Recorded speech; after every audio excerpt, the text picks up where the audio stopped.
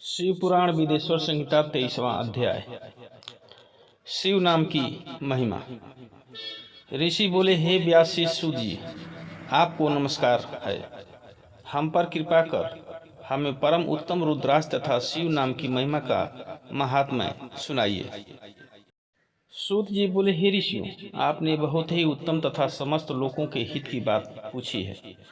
भगवान शिव की उपासना करने वाले मनुष्य धन्य हैं, उनका मनुष्य होना सफल हो गया है। साथ ही शिव भक्ति से उनके कुल का उद्धार हो गया है।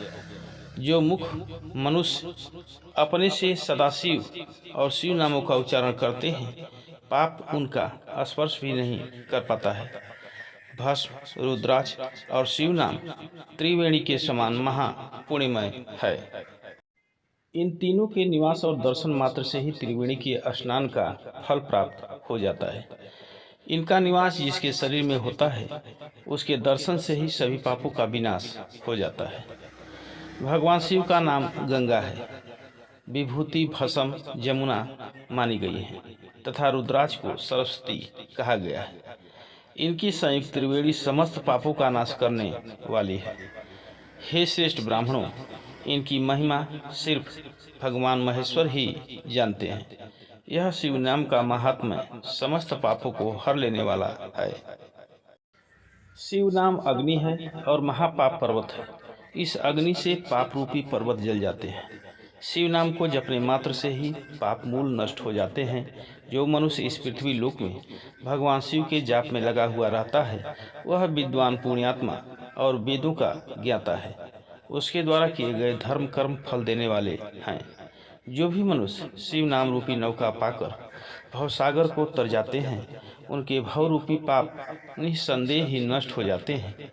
जो पाप रूपी दावानल से पीड़ित हैं, उन्हें शिव नाम रूपी अमृत का पान करना चाहिए।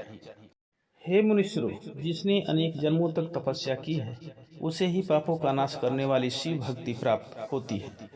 जिस मनुष्य के मन में कभी न खंडित होने वाली शिव भक्ति प्रकट हुई है, उसे ही मोक्ष मिलता है। जो अनेक पाप करके भी भगवान शिव के नाम जप में आदर पूर्वक लग गया है, वह समस्त पापों से मुक्त हो जाता है। इसमें जरा भी संशय नहीं है। जिस प्रकार जंगल में दावानल से दग्ध हुए वृक्ष भस्म हो जाते हैं, उसी प्रकार शिव नाम रूपी दावानल से दग्ध होकर उसके सारे पाप भस्म हो जाते हैं।